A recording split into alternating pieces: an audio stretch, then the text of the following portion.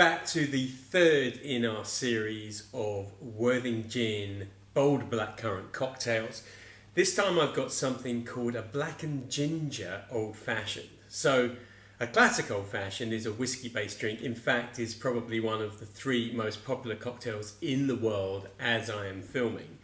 But this blackcurrant gin version of it is a really spectacular delivery on flavour, and it's quite a good idea.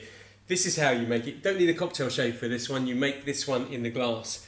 So we're going to start with a rocks style glass tumbler. Any kind of tumbler will be fine.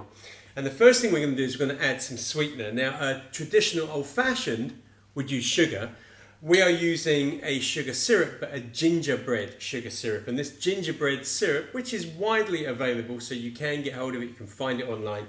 This gingerbread syrup really brings the character that we want, that will run right throughout the whole cocktail. So I'm going to pour in equivalent to a large sugar cube worth of this gingerbread syrup. So it's enough to give it the level of sweetness that we want, but it doesn't over-dominate the flavour of the drink. We're talking around about 15 ml, maybe slightly under, but around that kind of mark. So let me just put that to the side. Next thing that I want to do is to add some bitters. Now, if you have bitters at home and you've got Angostura bitters, which are the usual ones, that's absolutely fine with this drink. But I've got a range of flavours, and I find that the flavour that works best with this is cherry. And I'm going to be using these Fee Brother cherry bitters. Like I say, you can use Angostura bitters or orange bitters if you have those as well. And I'm going to put in 3 to 4 dashes. So here we go, 1, 2, 3, 4. That's good. Loads of aroma, loads of flavour from those. No colour, strangely enough. People often expect cherry bitters to be red, but no, they are not. Now I just want to bring this together with my spoon. So I'm going to take the spoon and just blend the bitters and the gingerbread syrup together. Just a really quick mix before I start to add some ice. There we go, that's good. Next thing, of course, is the ice. And so I'm going to bring the glass to about halfway up with some nice cracked ice. Then what I want to do is to take our Worthing bold blackcurrant gin, and I'm not going to measure it. Now, if I was making this in a bar, I would be measuring it.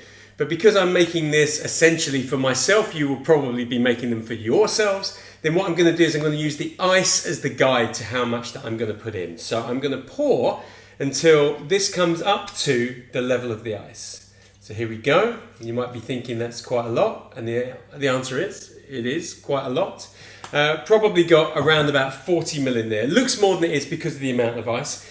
But now what I want to do is I want to blend the Worthing bold blackcurrant gin with the sugar and the bitters. I want to bring those flavours together. So the ginger starts to come through the blackcurrant. The bitters, they kind of provide this aroma which is ever present, but in terms of taste it's slightly more subtle. And of course the ice is just going to get us to a point where we chill and blend this drink down nicely. There we go, that's good. So that's doing a good job for us. Next thing I want to do is to add some more ice. I'm going to take this over to my ice chest. I'm going to top this up with the ice. Going to bring the ice right up to the top of the glass. Put in a little bit more.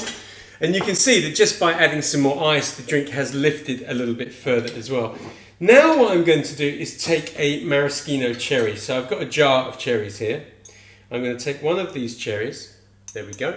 I'm just going to hold it over the top. I want to drop in some of that cherry juice. And now you can see why I'm also using the cherry flavoured bitters. They go really well with this. So some of the cherry juice, in fact I might even just give it a squeeze to get a few more drops in there.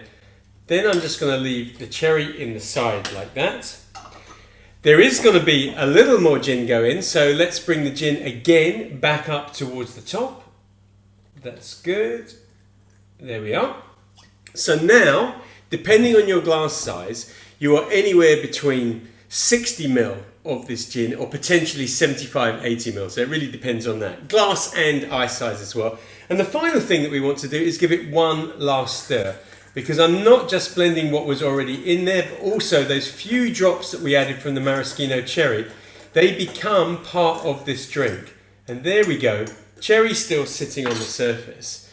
This is our black and ginger old fashioned.